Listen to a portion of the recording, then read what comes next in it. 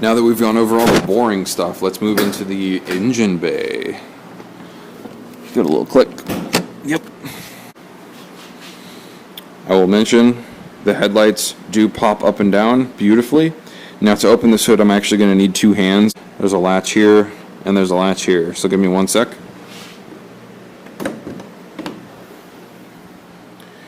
Now, into the engine compartment of this car. There's a lot going on under here. Not all of it's good.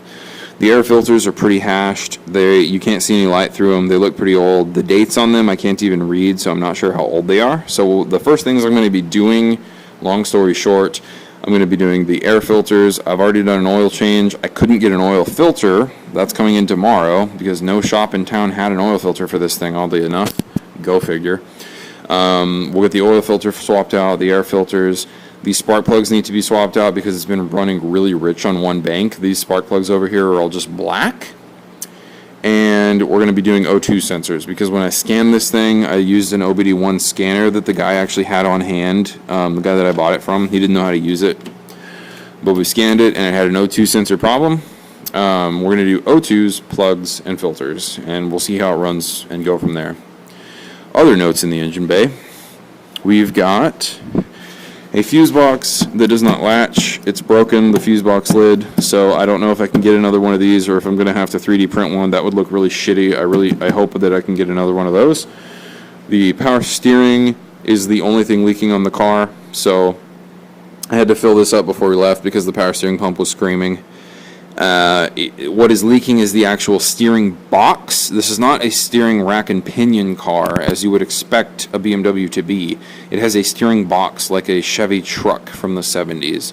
So it is the only thing leaking. I'm hoping I can get a rebuild kit because I know that those units are insanely expensive. They're like $600 for a new one or for a remanufactured one. One weird thing that I found in the engine bay so far is this thing. It's covered in some kind of foil. It's got a zip tie up here. It's got a little silver tag that you can't read anything off of, and it's got two wires coming out of it, and one grounds to the tower and one goes somewhere else. I don't know what this is, but it sure is here. The intake manifolds have been painted black and I think they actually look pretty okay. One of the questionable styling choices made by the previous owner was to put a carbon fiber roundel on the engine cover. I'm not sure how I feel about that. I might put a regular one back on eventually, but for now that's just gonna sit tight. Still got the mechanical fan in here. That might be swapped out for an electrical one later. This mass airflow sensor is from a scrapyard. I'll get my flashlight. You can see the little blue numbers on there indicating that it was picked out of a scrapyard at some point. So I might do a pair of fresh mass airflow sensors on this at some point. This mass airflow sensor actually has the screw broken off of it, if you can see that. So this just pulls straight out with no screw, and the connector itself is actually broken. So I'll see if I can get a new one of those and solder it on, and maybe that'll make that connector a little bit more secure.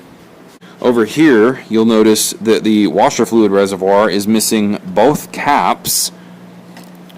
This motor is hot wired for some reason. This might be a level sensor, I hope, because it's hot wired. But I'm pretty sure that this is the level sensor, and it's just unplugged for no reason because the level sensor is right there. I don't know why they hot-wired the motor like this. That's pretty awful.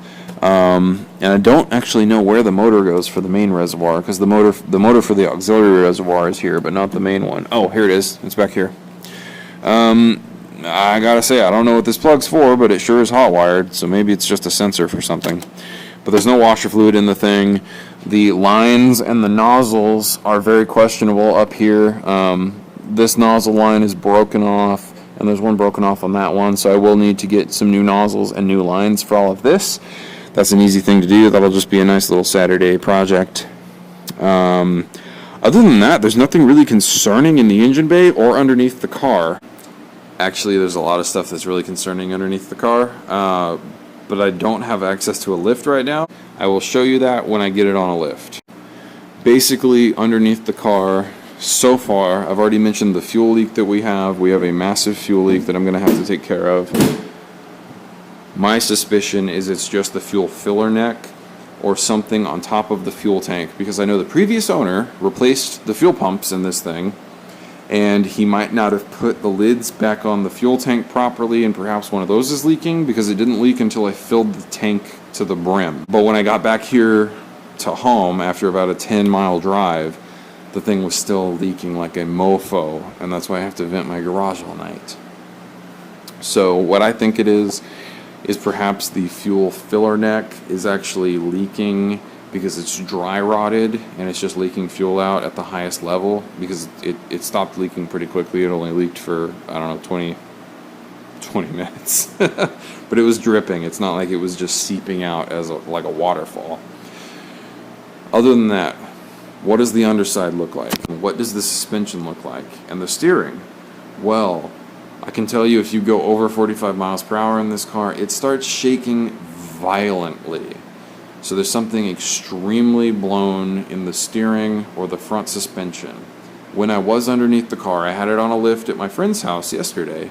Every single element of the rear suspension, bushing, ball joint, or otherwise, is eviscerated.